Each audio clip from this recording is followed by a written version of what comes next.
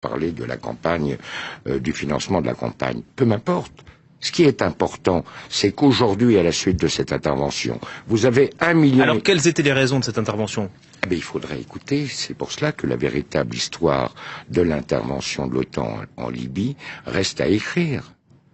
Mais elle découle de cette affaire Non, mais pas du tout, parce que la France à elle seule ne pouvait pas mener cette intervention. Les Britanniques aussi y ont été associés. Il fallait qu'il y ait les États-Unis qui y ont été associés, l'ensemble des pays de l'OTAN, même la Norvège y a été associée, le Qatar y a été associé, les Émirats Arabes Unis y ont été associés, l'Arabie Saoudite y a été associée. Mais vous avez été au cœur du système libyen, vous avez été au cœur de l'État libyen. Oui, mais je vais vous dire pourquoi. Je vais vous dire pourquoi.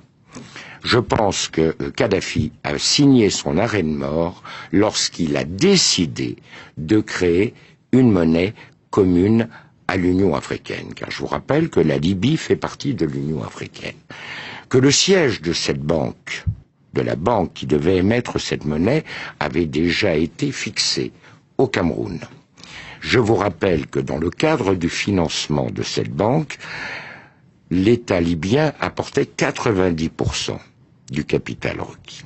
Ce qui permettait ainsi à l'Union africaine de sortir des griffes, ou des pays membres de l'Union africaine, de sortir des griffes des bailleurs de fonds internationaux dont l'aide repose sur le dollar. Ça a été pour lui une erreur cardinale.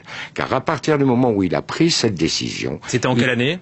C'était en 2008-2009. Car à partir du moment où il a pris cette décision, il a heurté de front les intérêts des États-Unis et du dollar américain. Et vous avez un deuxième élément. Du temps du régime, les compagnies pétrolières étaient strictement encadrées. Elles avaient des zones qui étaient exploitées, certes, mais elles avaient un quota de production qu'elles ne pouvaient pas dépasser. Il y avait des conditions financières extrêmement sévères. Prenez l'exemple de Total. Total devait reverser à l'État libyen plus de 85% du résultat de l'exploitation des zones pétrolières.